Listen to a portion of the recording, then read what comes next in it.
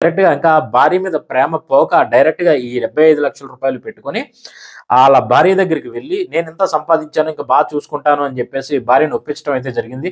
కానీ అప్పటికే ఈయన భార్య, వీళ్ళ అత్తగారు కూడా కంప్లీట్‌గా ఈయనతో తెగతెంపులు చేసుకునే ఉద్దేశంలోనే ఉండటం ఈయనైతే గమనించాడు. ఇంక మనకిది వర్కౌట్ కాదని జెప్పి కంప్లీట్‌గా డబ్బుంటేనే మనిషి, డబ్బుంటేనే జీవితం అనే ఒక ఐడియాలజీ ఇతనిలో అయితే ఒక డెవలప్ అవ్వటం జరిగిందనమాట.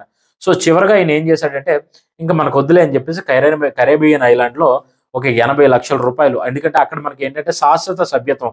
అక్కడ మనం కంప్లీట్‌గా సిటిజన్‌షిప్ తీసుకోవడానికి ఒక రూ. 80,00,000 పే చేస్తే సరిపోతుందనమాట. ఈ రూ. 80,00,000 అక్కడ వాళ్ళకి పే చేసి, ఆ కంట్రీలో శాశ్వత సభ్యత్వం తీసుకొని, అక్కడి నుంచి కొన్ని ఈ బ్రిటన్ అని, ఈ ఫ్రాన్స్ అని వెళ్తూ అక్కడ కొన్ని డొమైన్స్‌నయితే పర్చేజ్ చేయడం జరిగింది. ఈ డొమైన్స్ ద్వారా వేరియస్ కంట్రీస్ నుండి మూవీ అప్‌లోడ్స్ అనేవి జరిగేవి. దానివల్ల